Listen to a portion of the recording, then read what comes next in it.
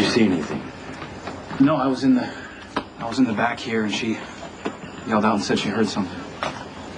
Yeah, it sounded like a thump, like someone had dropped something, and I went outside, and he was just lying on the ground. I called 911. So you saw the body first? Yeah, I checked his pulse. It was obvious he'd been dead for a while. Did you see anything else? Anyone running, driving away? Yeah, a car pulled out really fast. It turned left at the end of the block. What kind of car? Dark sedan, I think. I saw the first 3 letters of the license plate. It was...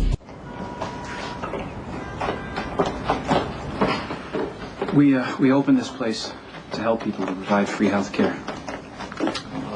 That guy getting dumped in front of the clinic is going to make people skittish. Obviously, we want to help with the investigation in any way possible. I appreciate you coming down here. It's important that we go over what you saw last night, because any detail that you might remember might help us track down Logan Hayes' killer.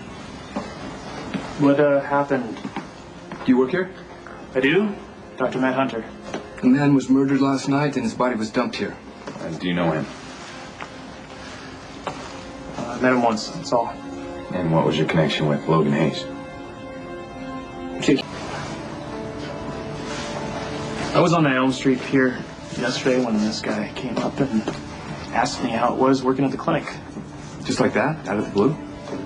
I'd never laid eyes on him before. What time was it?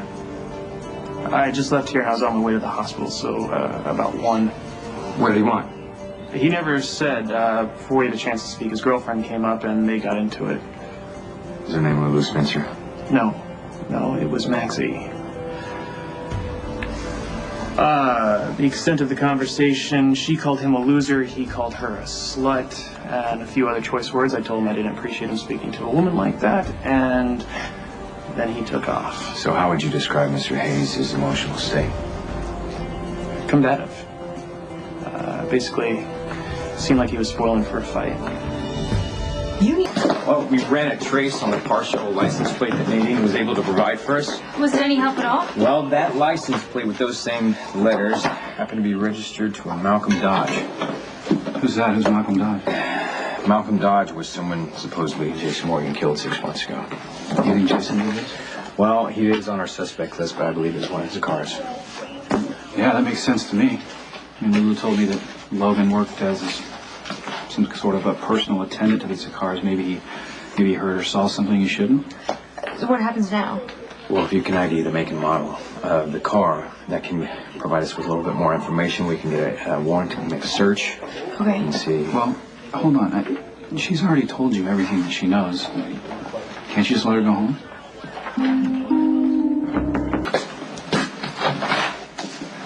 Good afternoon, Detective. Ms. Miller, how convenient that you're here when I have questions for Mr. Morgan. Now we can't refuse to answer. Well, that all depends on the nature of the questions. Logan Hayes was murdered last night. His body was dumped on the sidewalk in front of Nicholas Cassadine's free clinic.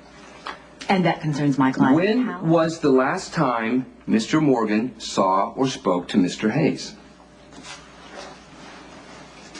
My client declines to answer. Well, in that case, I am going to take him down to the station for a formal interrogation.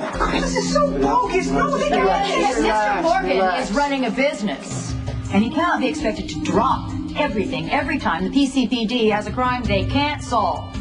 Well, it's certainly his choice not to say anything. Oh, yeah. But I am authorized to arrest him. And in case you've forgotten, you have the right to remain silent.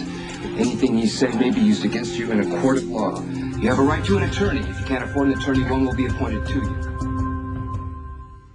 I'm in a position to help the police find out who did this. You did help. You gave him the partial license plate. That's all you know. Yeah, well, I also got a good look at the car, and maybe I can figure out the make and Lucky, model. would you please tell her that she doesn't know what she's getting herself into and tell her to go home? You don't speak for me. Nadine, if you implicate any one of the Zakars in this, they will come find you and shut you up. You understand? We will not let that happen. Lucky, you say that, but you know it's not true. They couldn't protect Michael Corinthos. They couldn't protect Emily. Come on. Okay, so now the cops are to blame? No, that's not. Look, it's not about blame. Okay, I just don't want to put her life at risk. That's all. But I'm a witness. A man was killed.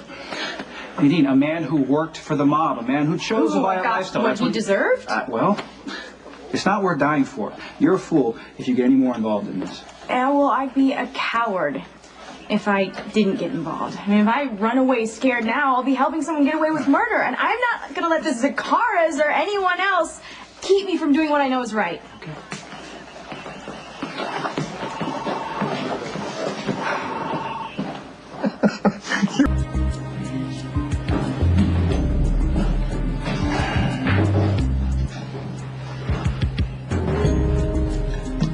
Number 2, take your hat off.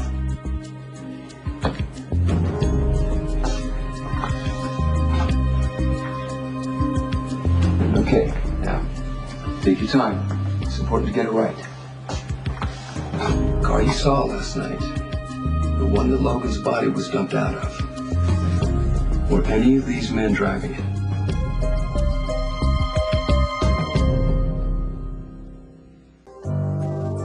Turn to the side.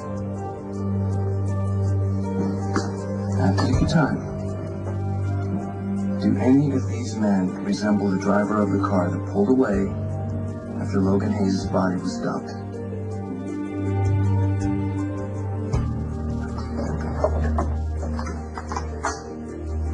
You need to stop this right now. There's no way in hell I'm going to let you railroad Jason. Frank?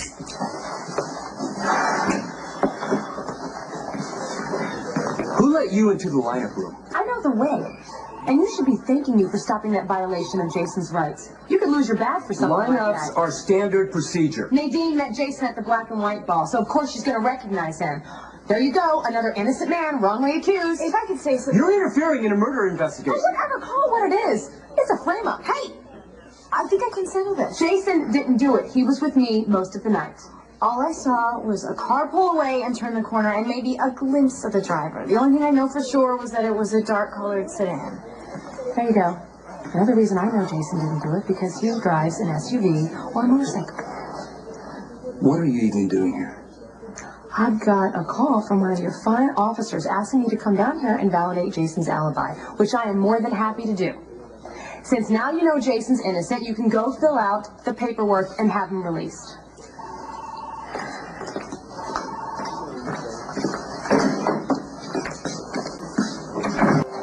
I'll let you know if anything gets back to me. We may have an alternate suspect soon. If so, we'll have you come in for another lineup. Where's Commissioner Scorpio? Questioning a suspect. He hasn't returned any of my calls. Oh, he's been busy, sir. Is that the case file? Yeah, yes it is. Thank you. Do you know if he has heard from Scott Baldwin at all? No, I haven't. The man's son was brutally murdered. He has to be told. Scott is sailing in the Caribbean with his daughter Serena. We left messages for him to call in. But I'm not going to tell him from ship-to-shore radio that his son is dead. Do you have any idea when Scott's supposed to be back? His assistant said Thursday the 24th. But he's sailing. I mean, the weather's always a factor. It could be longer. Let's assume it won't be. By the time Scott Baldwin gets back to Port Charles, I want his son's killer in custody. And please don't tell me it's Jason Morgan. The man's near impossible to convict. Jason Morgan didn't kill Logan Hayes. I think I know who did.